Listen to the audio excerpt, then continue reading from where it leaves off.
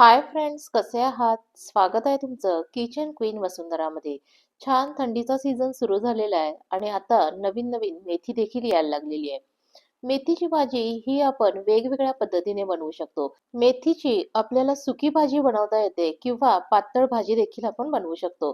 तर सुकी भाजी बनवताना देखील आपण वेगवेगळ्या पद्धतीने मेथीची भाजी ही बनवू शकतो.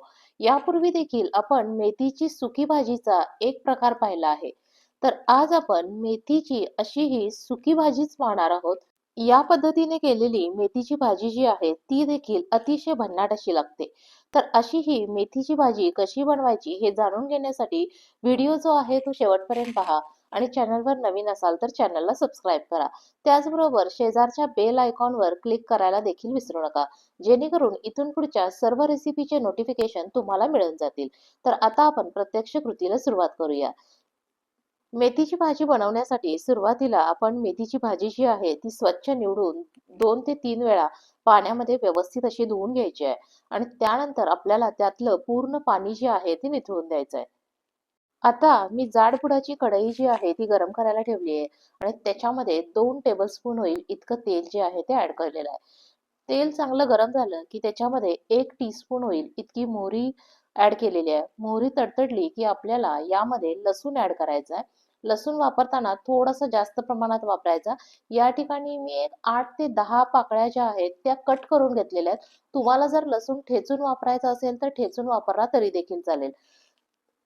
लसूण जो आहे तो थोडासा मी परतून घेतलेला आहे. त्यानंतर आपल्याला त्याच्यामध्ये मिरची ऍड करायची आहे. मिरची जी आहे ती देखील मी बारीक अशी कट करून घेतली होती. 3 मिरच्या ज्या आहेत त्या मी बारीक कट करून घेतलेल्या आहेत आणि त्या देखील तेलामध्ये ऍड केलेल्या आहेत. छान 2 ते 3 मिनिटासाठी लसूण आणि मिरची जी आहे ती तेलावर आपल्याला परतून घ्यायची आहे.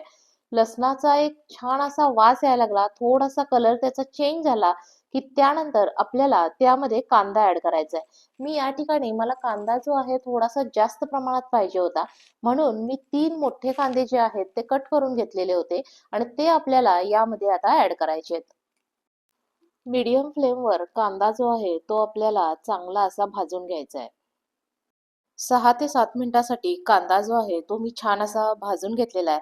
तो आता ट्रान्सपरंट असा दिसायला लागलेला आहे. कांदा छान भाजून झाला की आपल्याला यामध्ये चवीसाठी म्हणून हिंग ऍड करायचा आहे. या ठिकाणी मी पाव टीस्पून होईल इतका हिंग याच्यामध्ये ऍड करणार आहे.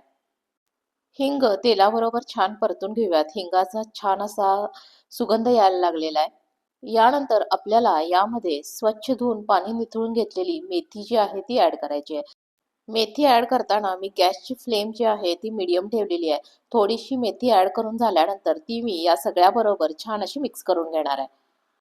सुरुवातीला आपल्याला भाजीची क्वांटिटी जास्त जरी दिसत असेल तरी ती शिजल्यानंतर कमी होणार आहे. अशाच प्रकारे थोडी थोडी मेथीची भाजी जी आहे ती आपल्याला ऍड करत जायची आहे आणि ती सगळ्याबरोबर चांगली अशी मिक्स करून घ्यायची आहे.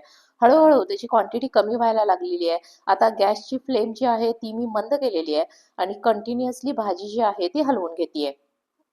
कोणतीही पालेभाजी असू दे तर ती शिजल्यानंतर कमी होत असते.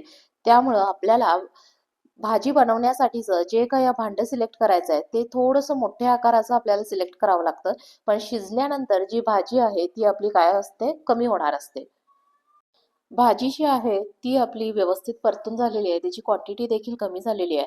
आता आपल्याला त्यामध्ये चवीनुसार मीठ ॲड करायचं आहे. मीठ जर आपण सुरुवातीलाच ॲड केलं असतं तर आपलं मिठाचं प्रमाण जे आहे ते जास्त झालं असतं.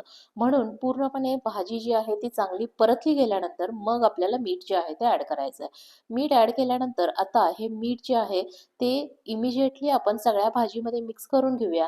हळूहळू त्या मिठाचं जे आहे ते पाणी सुटायला लागेल आणि त्या पाण्यामध्ये आपल्याला भाजी जी आहे ती छान अशी शिजवून घ्यायची आहे.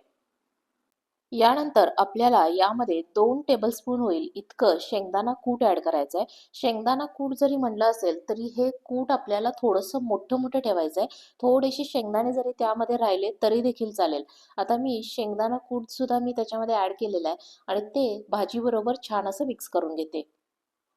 हे सगळं करताना आपल्याला गॅसची फ्लेम जी आहे ती मंदच ठेवायची आहे. मंद फ्लेमवर भाजी शिजण्यासाठी आपल्याला एक 7 ते 8 मिनिटं इतका वेळ लागणार आहे. भाजी जी आहे ती आपल्याला कंटिन्युअसली हलवत राहायची आहे.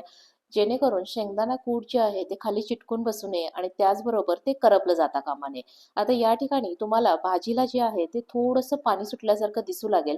तर या पाण्यामध्ये आपल्याला भाजी जी आहे ती पूर्णपणे शिजवून द्यायची आहे आणि ती पूर्णपणे ड्राय करून घ्यायची आहे.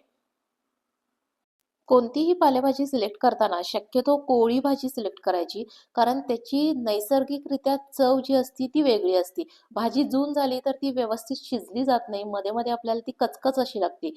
त्यामुळं भाजी बनवण्याबरोबरच भाजी कोणत्या प्रकारची सिलेक्ट केलेली आहे, हे देखील तितकंच महत्त्वाचं आहे. 6 ते 7 मिनिटात भाजीतलं पाणी जे आहे ते पूर्णपणे ड्राय होऊन जाईल आणि भाजी जी आहे ती छान अशी शिजली जाईल. आता अशा प्रकारे एक 7 मिनिटात भाजी जी आहे ती अगदी माझी शिजून जी आहे ती रेडी झालेली आहे. आता गॅस जो आहे तो मी बंद करणार आहे. तर या ठिकाणी भाजी जी आहे ती रेडी झालेली आहे. भाजीचा कलर देखील छान आलेला आहे. या ठिकाणी मी भाजी बनवण्यासाठी ॲल्युमिनियमची कढई जी आहे ती वापरलेली आहे. जर तुम्हाला लोखंडी कढईत भाजी बनवायची असेल, तर तशी बनवली तरी देखील चालेल. पण काही वेळेला त्यामुळं भाजीचा कलर जो आहे, तो थोडासा काळसर येण्याची शक्यता असते. तर फायनली भाजी जी आहे ती मी काढून घेतलेली आहे. ही भाजी आपण चपाती किंवा भाकरीबरोबर कशाबरोबर देखील खाऊ शकतो. पण जास्तीत जास्त भाकरीबरोबर खाल्ली तर त्याची टेस्ट जी आहे ती आणखी आपल्याला वाढलेली दिसून येईल. तर अशा प्रकारे फायनली आपली मेथीची भाजी जी आहे ती खाण्यासाठी म्हणून तयार झालेली आहे. तर ही होती आपली आजची मेथीची भाजी बनवण्याची रेसिपी. रेसिपी आवडली असेल तर व्हिडिओला लाईक करा, शेअर करा. त्याचबरोबर चॅनलवर नवीन असाल तर चॅनलला सबस्क्राईब करा. रेसिपी शेवटपर्यंत पाहिल्याबद्दल धन्यवाद. लवकरच भेटूया नवीन रेसिपीसह. तोपर्यंत बाय बाय.